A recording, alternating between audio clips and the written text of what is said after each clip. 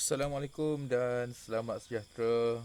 Okay, semua trader, sahabat-sahabat trader daripada Malaysia, Indonesia dan Brunei, terutama yang sentiasa support KFX Academy. Okay, Alhamdulillah. Okay, sila sharekan video-video daripada yang kami share dekat KFX, channel KFX Academy, channel YouTube. Okay, jangan lupa subscribe, like dan share. Okay, untuk ini adalah video pertama untuk fokus untuk minggu hadapan 13 hingga 17 April. Okey. Dan saya doakan anda semua sentiasa dalam keadaan sihat, okey, dan terhindar daripada wabak virus COVID-19 insya-Allah. Okey. Dan inilah untuk video pertama. Untuk kita tengok dulu untuk pair Euro USD untuk minggu hadapan. Dan apa yang saya dapat info esok 13 April banyak negara yang cuti. Banyak negara yang cuti. Cuma saya buat video ni untuk minggu hadapan terus. Mungkin esok tidak ada sangat pergerakan. Tidak ada sangat pergerakan pada chart. Anda boleh pilih untuk start cari setup pada hari Selasa ataupun Rabu. Jom kita tengok untuk pair Euro USD. Apa kata candlestick dominant bagi pair ini untuk fokus pada minggu hadapan. 13 hingga 17 April. Sekarang kita tengok dulu time frame H4. Apa yang ada dekat time frame H4? Kat sini sudah ada satu trend kenaikan. Kat sini first dia bermula dengan zone candlestick dominant. Yang ini kemudian dia buat kenaikan. Tidak ada satu setup untuk sell sehinggalah di kawasan sini. Ada satu setup dominant sell. Setup ni valid sebab sudah ada reverse dan retest. Kemudian dalam masa yang sama ada satu setup dominan yang baru. Satu setup dominan yang baru di mana pada minggu lepas dalam grup kita ada bincangkan setup ni untuk Euro USD untuk terus buy, untuk tidak follow sell. Dan sebab dekat sini pun ada setup golden setup dekat sini untuk buy. Baik, untuk minggu hadapan. Untuk minggu hadapan untuk pair Euro USD. Dekat sini ada satu candle dominant. Secara sepintas lalu ataupun sekali imbas masih lagi kita nak cari buy untuk Euro USD. Tapi kita kena tengok pada minggu hadapan. Dekat sini kita ada satu zone dominant. Ada zone SNR dekat sini. Yang kita namakan zone dominant yang belum ada breakout. Jadi untuk minggu hadapan, sekiranya berlaku breakout, kita akan follow dominant yang terbaru. Sekiranya berlaku breakout buy seperti ini, kita akan intai untuk buy pada lower time frame. Kita boleh entry pada time frame M15.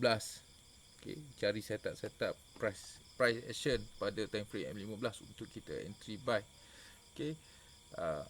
Tapi jika berlaku breakout sell, maka kita boleh hintai untuk sell dahulu. Jika berlaku breakout sell, kita boleh hintai untuk sell dahulu. Baik. Untuk Euro USD ni lebih simple untuk kita buat rumusan untuk minggu hadapan. First kita akan cari dulu setup untuk buy. Kalau anda nak untuk sambung re-entry, anda boleh hintai pada setup M15 ataupun H1. Jika H1 ada dominant buy, anda boleh hintai setup dominant buy tersebut. Okey, dengan syarat dia adalah dominan yang terbaru pada minggu hadapan. Okey, dia adalah dominan terbaru. Okey, cuma untuk H1 anda tidak boleh intai sell dahulu, kecuali H4 buat breakout sell, baru kita boleh intai untuk setup sell pada lower time frame. Okey. Dan okey, kita boleh rumuskan untuk Euro USD, okey, pada minggu hadapan, jika berlaku setup dominant sell, okey, setup sell bagi zone dominant, kita boleh sell dan target TP boleh berlaku di kawasan sini pada harga 1.079.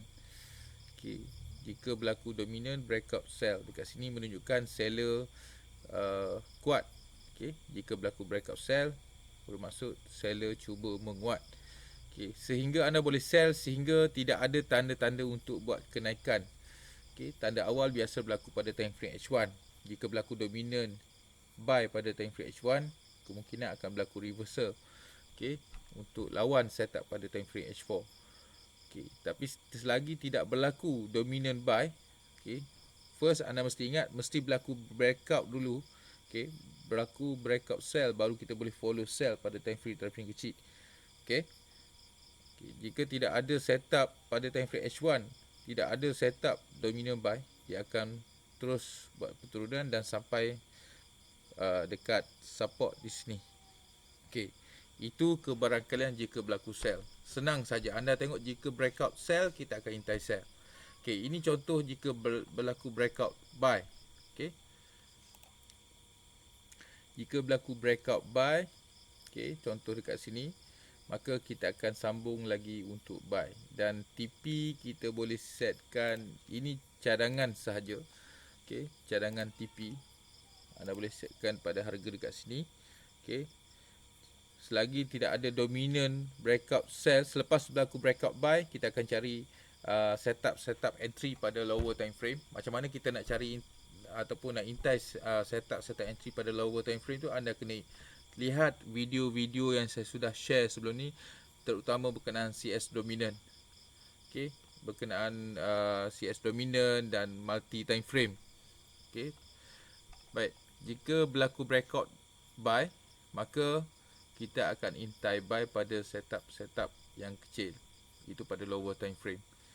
Dan keadaan ini boleh berlaku kenaikan selagi tidak berlaku setup dominant sell ataupun setup buy ini tidak dimatikan.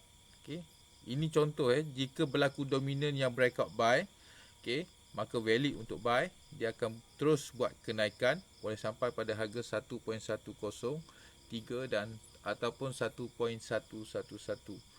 Okey, boleh sampai pada harga sini selagi tidak ada dominant sell ataupun selagi setup buy ini tidak dimatikan. Okey, jika setup buy ini dimatikan, maka kemungkinan akan buat penurunan. Selagi setup buy tidak dimatikan, akan terus buat kenaikan. Begitu juga pada first tadi saya cakap jika berlaku setup sell. Okey, jika berlaku setup dominant sell,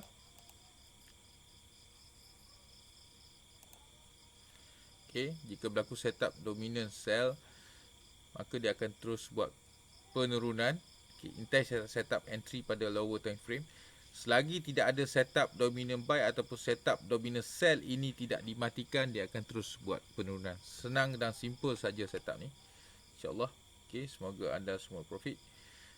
Dan kita akan tengok lagi beberapa pair yang lain untuk fokus minggu hadapan. Okay, ini untuk contoh Euro USD.